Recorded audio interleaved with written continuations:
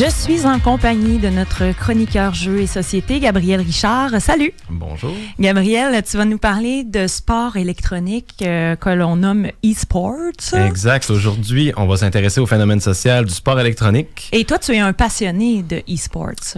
Oui, en fait, ça va faire 8 ans que je collabore dans cette communauté-là à titre de participants, de compétiteurs, mais aussi d'organisateurs d'événements et aussi de spectateurs. Donc, c'est un domaine que je suis depuis très longtemps, qui m'intéresse beaucoup. Et pour les néophytes, ça se déroule comment? Ou plutôt, c'est quoi l'historique du e-sports au Québec ou même dans le monde? Je sais pas comment tu as abordé ça. Ben, je vais parler un peu de l'historique dans le monde parce que le sport électronique, ça précède le Québec. On va aller jusqu'aux années 80, mais avant, j'aimerais juste, pour ceux qui nous écoutent, qui ne sont pas tout à fait familiers avec le concept de sport électronique, qu'est-ce qu'on entend quand on parle de ça? Mm-hmm. Très simplement, la définition, c'est des joueurs ou des équipes de joueurs qui s'affrontent à des jeux vidéo dans un cadre compétitif, tels que des ligues saisonnières, des séries de tournois, puis d'autres événements de cette nature-là. OK. Donc, c'est vraiment très proche de n'importe quelle compétition sportive traditionnelle. Quelqu'un qui décide de se faire une ligue de garage de hockey, puis qui organise des matchs pendant toute une saison, ben c'est exactement la même chose, mais dans un contexte autour d'un jeu en tant que tel. Donc, ça existe, les ligues de garage de e-sports? Oui. Il y en a de tous les niveaux, j'imagine. Exact. Il y en a qui remplissent des stades. Oui, c'est ça. Et il y en a qui remplissent des bars. Oui, c'est correct aussi. Exact. Fait qu'il y en a vraiment à plusieurs échelles. Puis je sais que ça peut faire sourciller plusieurs d'entendre le mot sport juxtaposé avec jeux vidéo parce que, ben... Est-ce qu'on bouge quand on fait ça? Exact. Un des piliers fondamentaux du sport, ben, c'est l'activité physique. Mm-hmm. Et... mais il y a plus que ça au sport, en fait. Il y a d'autres piliers et j'aimerais ça passer à travers ces piliers-là pour montrer que le sport électronique correspond à cette définition-là. Dans les sports, c'est non seulement l'activité physique qui est important, mais aussi le fait que tout le monde, à l'échelle planétaire, partage les mêmes règles. C'est aussi le fait que le sport se pratique sous une forme compétitive devant souvent au grand plaisir de spectateurs. Et aussi le fait que la pratique de ce sport-là soit encadrée par des institutions comme par exemple des fédérations. D'accord. Et ici au Québec, ben, on a une fédération québécoise du sport électronique qui s'attelle à faire la promotion de cette discipline-là. On a aussi, en fait, cette année, une école secondaire à Montréal qui va ouvrir son premier programme sport électronique études. Mm-hmm. Et aussi, maintenant, ben, si on s'en va sur le site de RDS, ben, il y a une section sur le sport électronique. Fait que quand même, c'est pas rien, là. Exact. Fait que c'est ça qui est drôle, c'est... Le sport électronique est rendu dans nos écoles, il est rendu sur nos chaînes télé, il est rendu... il y a des fédérations au Québec. Mais c'est méconnu. Mais c'est vraiment méconnu du grand public. Oui. Fait que aujourd'hui, je voulais en parler un peu, faire un topo sur l'historique du sport électronique. Mais grâce à toi, ça va être connu après. Ben, je l'espère que plus de gens vont être intéressés par ça. Ça part de quand, tout ça? Là? Ça part-tu de Donkey Kong sur Coleco, genre? Ben... Peut-être que je vais trop loin. Non, t'es dans le mille, c'est exactement ça. C'est là, en fait... je voulais parler des années 80. Ouais. D'abord, l'expression sport électronique n'existait pas à cette époque-là. Puis personne disait « Ah, on fait du e-sports ». Ça, c'est une expression qui est arrivée plus tard. Mais dans les années 80, c'est l'époque des arcades. C'est l'époque C'était tellement le fun. Oui, c'est l'époque des arcades, genre Donkey Kong, par exemple, Pac-Man. Ou en fait, si vous allez au McFly ici, ben, les arcades qui sont là, c'était les arcades d'époque. Et...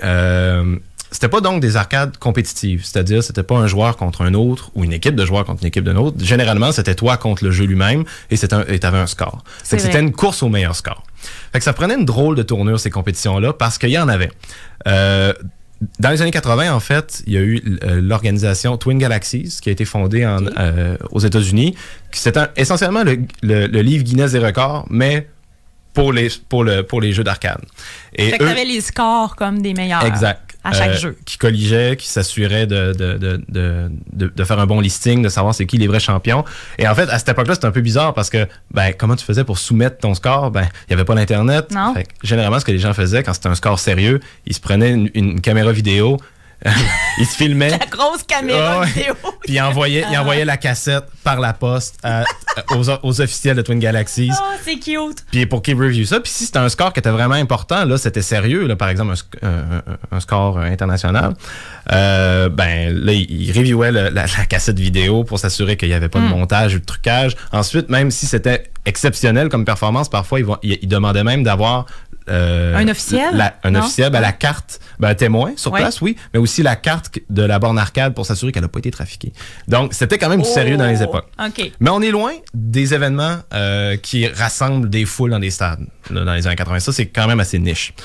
Après ça, vont venir les années 90 avec l'apparition, toujours dans les arcades, d'une première franchise qui va vraiment marquer le sport compétitif, le jeu compétitif, pardon, qui est Street Fighter 2, publié par Capcom. Ça, c'est un jeu de combat où deux joueurs s'affrontent épaule à épaule avec leur propre manette. Quand ça va débarquer dans les arcades, ça va avoir l'effet d'une bombe. Parce que les propriétaires d'arcade, eux, vont être super contents parce que c'est plus juste 1,25 cents, mais 2,25 cents pour jouer. 50 cents! Et la personne qui gagne, elle, reste et continue à jouer. Ce qui faisait que dans les arcades aux États-Unis et partout au Canada, des fois, c'était des longues files de gens qui se formaient pour essayer de battre le gars qui était le meilleur de la place. Puis en voyant ce phénomène-là, de plus en plus de gens se sont dit « Hey, nous, on a un gars dans notre ville qui bat tout le monde à l'arcade locale. Est-ce qu'il serait capable de battre le gars de la ville d'à côté? » Et c'est un peu dans cet esprit-là qu'il s'est organisé les premières vraies compétitions. Puis là, on pouvait pas regarder vraiment les joueurs jouer parce que c'était comme ancré dans une espèce de boîte noire. Fait que c'était difficile de voir ce que les autres joueurs, ce que les joueurs faisaient. On était vraiment loin d'un sport de spectateurs à ce moment-là. C'était vraiment très personnel entre les deux individus qui se battaient. Mais encore une fois, tu l'as dit, c'était pas vu par grand genre, même s'il y avait des organisations intéressantes qui se passaient en Californie ou à New York, ou même au Japon. Mais il va falloir attendre, en fait, les années 2000. Où là, il y a une autre évolution, c'est la démocratisation de l'Internet à la fin des années 90, début 2000, ce qui va créer un vrai shift dans le jeu compétitif. En fait, maintenant, plus besoin d'aller à l'arcade ou plus besoin d'inviter des gens chez soi pour se mesurer ou pour compétitionner. Maintenant, on peut le faire du confort de notre salon sur notre PC. Et justement, là, ce sont les jeux PC qui vont devenir l'aspect central du sport électronique. Qu'est-ce que ça veut dire, ça? C'est l'arrivée des jeux tels que Quake, Warcraft, Counter-Strike et StarCraft, tous des jeux qui encore maintenant résonnent dans l'imaginaire collectif ou sont encore il y a des franchises. Des gens qui font encore des compétitions. Là, exact, les compétitions de certains de ces jeux-là, effectivement. Donc, il y a beaucoup de ligues par Internet qui vont émerger à ce moment-là, mais aussi un autre phénomène national qui va avoir lieu de l'autre bord de la planète, en Corée du Sud, qui est l'émergence de StarCraft et du sport électronique en tant que tel. Comment ça se passe? Comment ça s'est passé? Ça, c'était assez spectaculaire. C'est un peu un jeu de timing. C'était les Sud-Coréens avaient formé la Korean Pro League, une ligue de jeux vidéo professionnels. Et au même moment, la même année, StarCraft est sorti et était en train de devenir un phénomène national. Rapidement, StarCraft, le jeu, c'est quoi? C'est un jeu de stratégie en temps réel. Donc, c'est pas un jeu de tir, c'est deux joueurs qui s'affrontent en contrôlant une armée. Ils doivent gérer l'économie de leur armée et les déplacements de leurs troupes, puis essayer de détruire la base de l'ennemi. Et tu choisis quelle équipe tu es, hein? C'est des espèces il y a trois groupes différents qui jouent radicalement différents. Il y a les humains, les aliens, parce que ça se passe et deux sortes d'aliens différentes. Ça se passe dans le sci-fi. Dans l'espace. Et ça va vraiment prendre la Corée du Sud comme une tempête, en fait, d'assaut. Il va y avoir donc une ligue nationale qui va être organisée, les premières compétitions, justement, qui remplissent des stades, puis qui attirent des milliers de gens, mais non seulement des jeunes, mais des gens aussi de toutes les générations qui vont s'intéresser à ça, qui vont apprendre les rouages du jeu et qui vont le suivre. Ça va aussi mener à la création de chaînes télévisées spécialisées en Corée du Sud. Il va y en avoir jusqu'à 3, je pense, en même temps, qui vont diffuser des matchs, s'intéresser au quotidien des joueurs, qui vont devenir les stars. Ben oui, c'est qui vont devenir les vedettes de leur pays, qui vont être reconnus dans la rue, leurs champions. Donc, en fait, tout ça arrive dans les années 2000 en Corée du Sud.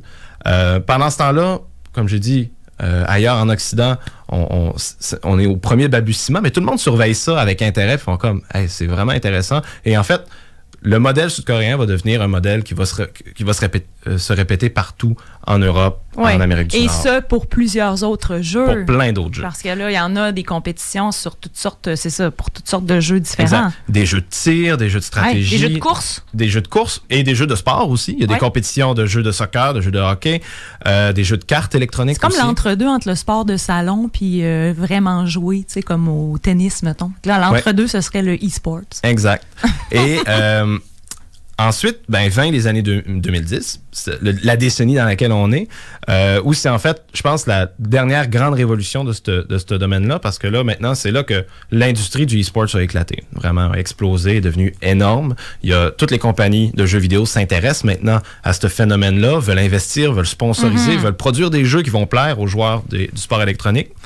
Et ça, c'est en grande partie grâce à l'arrivée de la plateforme de streaming Twitch. Oui, c'est ça. Parce que jusqu'à ce moment-là, c'était pas tout à fait un sport, un sport de spectateur. C'était difficile de suivre les compétitions. C'était soit tu voyais les résultats, mais tu voyais pas avec toute la viscéralité d'un sport traditionnel que tu peux regarder à la télévision. En direct, c'est ça ce qui se passe.